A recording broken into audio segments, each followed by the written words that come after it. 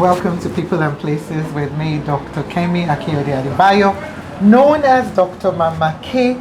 And as we normally roll, we're here with a business owner, Comfort. Well, she's going to tell us who she is, what she does, and we are right in Retreat, Cape Town, South Africa. How are you, Comfort? I'm well, Miss Kemi. How are you? I'm very, very well. So tell us, what's the name of this business and how did you start it? All right, thank you. The name of the business is called Ayollar. It was founded in 2016 when we started in Delft, and by then I was working for my boss, which is now not here. The name was Primrose. So when I was working with Primrose, we worked from 2016 to 2018 and we were operating in Delft. So from that time, we moved from Delft, then we come this side here in Retreat. You see, I didn't even know you came from Delft, and we do a lot of work in Delft. Yeah. So where in Delft were you? At Delft Mall. Oh, the That's mall. where we started at the mall. Yeah. When that mall was built in 2016, 17, that's when we started operating there. Then we moved, we came here. And why was the decision to move from Delft by your previous boss? All right. Do you know? Yes, I know. What happened is we were sharing the shop. Okay. So the owner of the shop, by then, she didn't have enough equipment to run the internet cafe and all other stuff. So she was just doing a small business of photos. But when she was well established and having all the equipment, she decided to take the workshop. That's why we moved from Delft to Retreat. Okay. So when we moved to Retreat, it was fine. Everything was well. Then COVID came. But I think, just a recap, and I think that's why I need to do a disclaimer. And, what will I call it now? Because the shop they moved to then, the internet cafe, was the one we were running then, in the Retreat Mall, which is a lovely small mall by the train station here. Shout out to Mr. Jim Ray. I know his son took over running of the place, but I give him a lot of kudos for what he's doing, just supporting, small business owners. So COVID happened. Yeah, COVID happened, then we were retrenched, and now Primrose was now working on her own. Then during that time, she had some difficulties because there was not a lot of people. Then she was robbed and it couldn't sit well with her. Then she decided, no, I don't want to do this anymore. So she gave me a call. I was at home, sitting down in COVID, you're doing nothing. She approached me. She said, you know what, I'm done and dusted. I don't want to do this anymore. But my heart is telling me, you must be the success of this business. And I responded to her, I said, you know what, I don't really have money. And that time of COVID, I was now working by a small restaurant trying to make ends meet. So looking at the business, I never thought I could afford, and I was like, no, Primrose, I understand you. But where would I start? What would I do for me to be in that business? Then she said, you know what, I don't want much from you. You pay me as you go. You just need to organize a 5,000 rand, which you can pay me off as a deposit, and you start up, because she wanted to pay some rentals and other stuff. Then that has been the journey. Let's stop a little bit and rewind now. Right. So you're not originally from South Africa. Where are you from originally? I am from Zimbabwe. Okay. That's born in where? I was born in Harare on the 26th of February 1998. Awesome. Yeah. What languages do you speak? I speak Shona, English, and Ndebele. Oh, interesting. So born in Harare, and what position are you with family? Are you first, last, only child? I am the first and the only girl. And the only girl. Yeah. So you've got brothers. I've got brothers. Oh, okay, so you're the first. I'm the first in a family of four. So there is the one that comes after me, and there is twins. Oh, twins. Wow, interesting. What does it mean being the firstborn in a family? I'm a first child as well, and I know the responsibility. Yeah, being a first child is all about responsibility. You're actually the deputy parent. You have to oversee everything that is happening. So knowing that you are the first child means you have to make sure everything is in order, and no one is coming to rescue you. You don't have to expect anything from anybody. It's just you that you have to kick in and make sure everything has to run, because everyone behind you is looking at you. They're watching you. So now let's go back to Zimbabwe. Yeah. What are you mostly proud of as a Zimbabwean? As a Zimbabwean, I'm mostly proud of the education that I did got, which is somehow something that took me where I am. Because if it wasn't for that, I don't think I would have made it, because the education is really good and strong. It molds me up. It gives you the foundation. The foundation basically. of who I am today. So you speak in Ndebele, Shona, and English. Yeah. So when you were in school, did you ever think you would own a business? Yeah. What did you want to do? Right. Oh, really? Right. Okay, let's My hear father, it. I was born in 98, and my father was running a business. Okay. So we were actually sitting at a premise whereby a shop, but we were staying at the back, at the rooms. So that's where we were staying.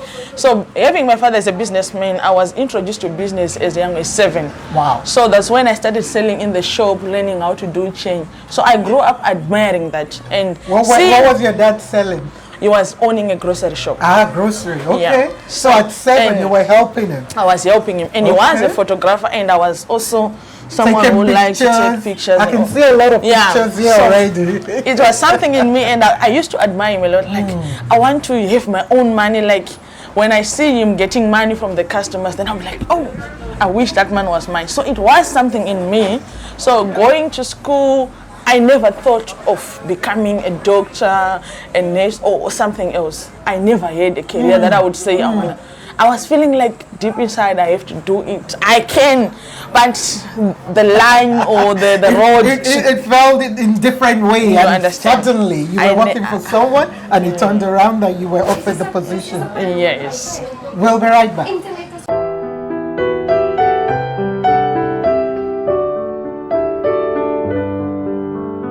Wow, Comfort, what a journey so far, hearing your story. And this is what this is about, sharing your story and hoping it inspires someone. So you were born in Harare, and then, you were initially working for your boss in Delft, and then your boss offered you, to take over the business, which I commend her for. And if you were not having all those characteristics and traits, she would have seen all that, in you to be even able to say, oh, can you do that? And I hope a lot of people do take offers like that, because I know I've been in a position like that, and, it wasn't taken. So I really salute you, I commend you.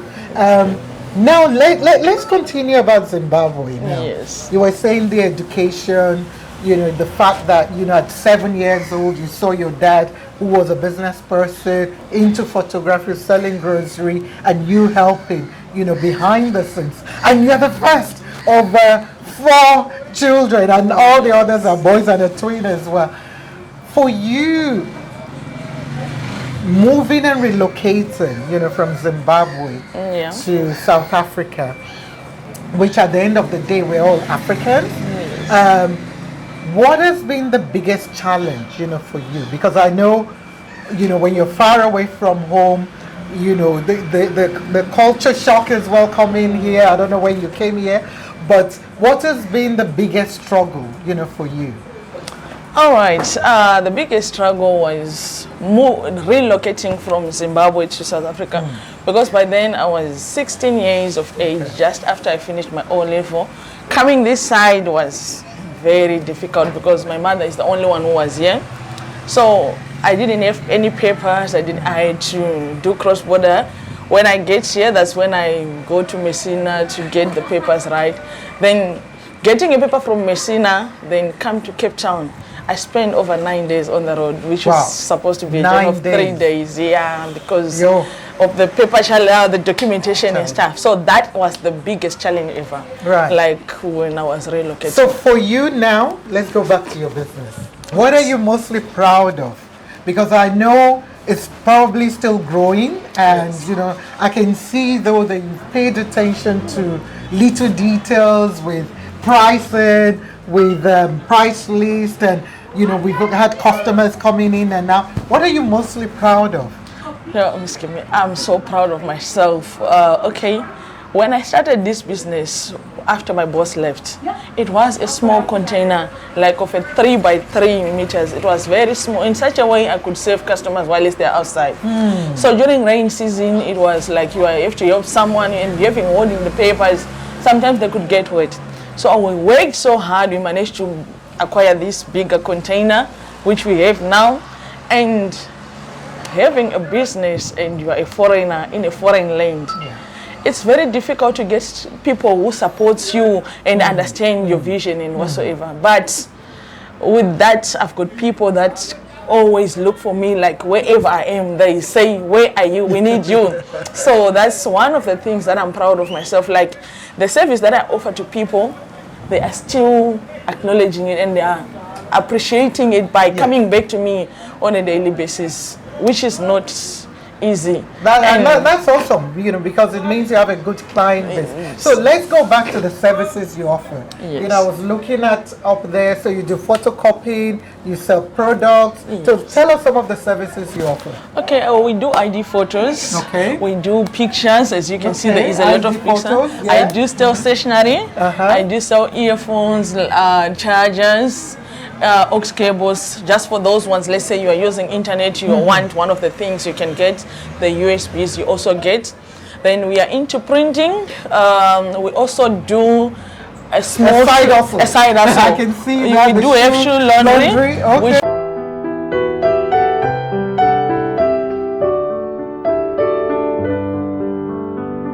Wow, so I'm looking at some of the services before we had the break, that you provide. So you sell products as well as you provide a service of the internet. Yes. So let's come here now. Is this where you get people to come on the internet? Yes. You do photocopying, You help with CV typing. Yes. So what's your price for, internet, if I want to use the internet for half an hour? For half an hour, roughly? we charge as little as 12 rand per session, which is not really that much of a service that we do get people. Okay. Because now with the way technology has been upgraded, people, they are now transferring things from the phone direct to me, which they can use Bluetooth, email, or WhatsApp, and I'll just print. There is no. So what's your main form of business? Is it the product or the service? It's the service. It's the service. Yes, the service. Okay. The products are just there to support the service in such a way. And then you were talking about the sneakers. Yes. I want to focus on that a little bit, because that's an unusual thing, which I wouldn't even know you could do that as a business. So it means people who have dirty, you basically turn them into new.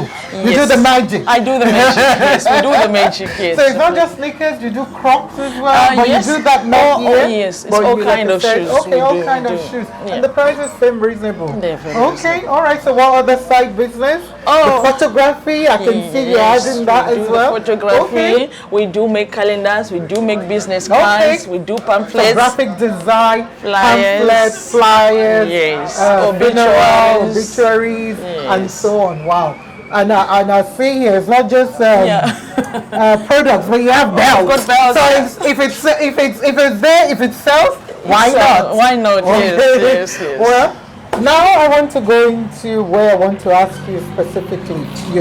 What's your favorite food now? My favorite food, I like pap a lot. You like pap? I am very African. Africans, I'm that African. So what dishes come?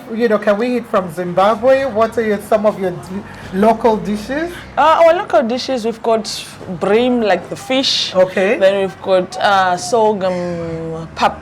And we've got this other kind of, it's traditional, where we eat goat, but they take the intestines, they roll it, they call it zinyenza in Shona. Okay. Yeah, and we do have wild meat, like wild animals. So there cannot be a vegetarian in Zimbabwe. If you want to be, love to if you want to be, yes, you can, but it's very challenging. It's very challenging to be a vegetarian. Yeah. So for you, your music as well, tell us a little bit about the culture, the dance, the music. The culture. Growing up in Zimbabwe, the generation that I grew up actually.